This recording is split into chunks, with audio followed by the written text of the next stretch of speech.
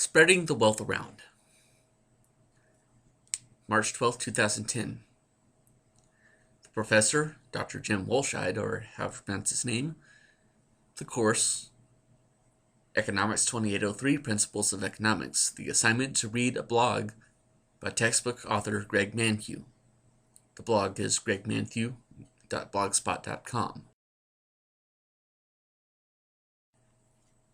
Let me just say, for starters, at this time I'm reading John Steinbeck's great novel about the Great Depression, The Grapes of Wrath. This seems to be a much more appropriate to the study of economics. Perhaps you should make it required reading.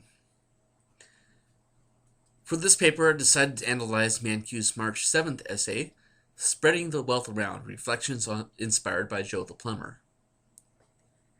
In this essay, he delves into the idea of assessing higher proportional taxes on those with higher incomes. I would have to say, in regards to Mankiw's opinion, that I agree and disagree, both at the same time. I do agree that, based upon full analysis, that the rich in this country do in fact pay a higher proportion of their incomes as federal taxes. However, I disagree with the idea that the rich are paying their fair share, in that though a person's share of taxes in proportion to their income is smaller than those in a higher tax bracket, the amount of money forfeited as state of federal taxes represents a much larger portion of their total cost of living.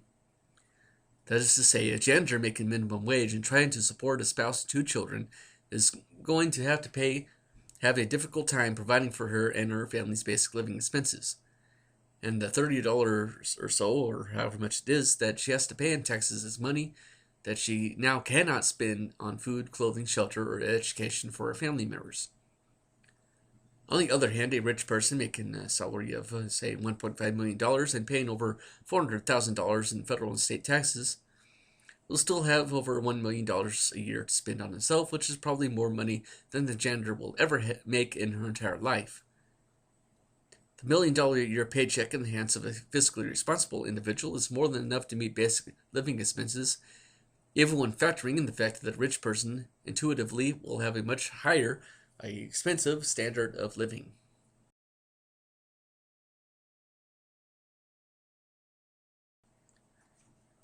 But should we require the millionaire to pay a higher proportion of his salary in the form of taxes in order to subsidize the janitor?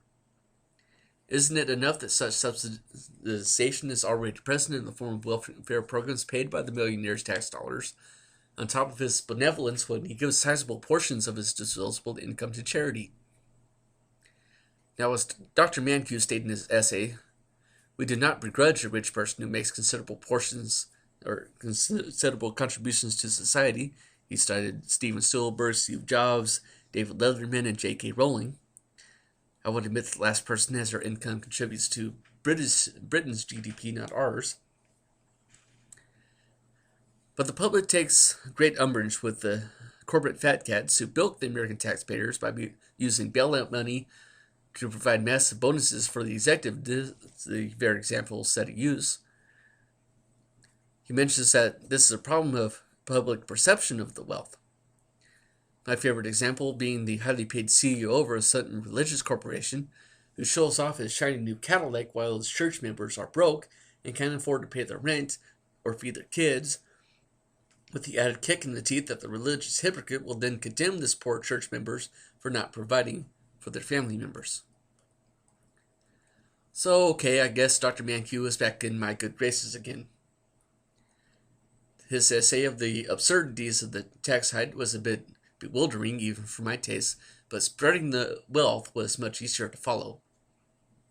He even hit upon the same types of moral issues that I discussed in my first paper. Perhaps, then, you economists aren't just concerned with the bottom line. You also follow the almighty dollar, concerned with fiscal responsibility and other sociological issues. So I'll go ahead and give you the old wink and a nod on that one, now that I see that we are somewhat on the same page. But seriously, The Grapes of Wrath should be required reading for econ students.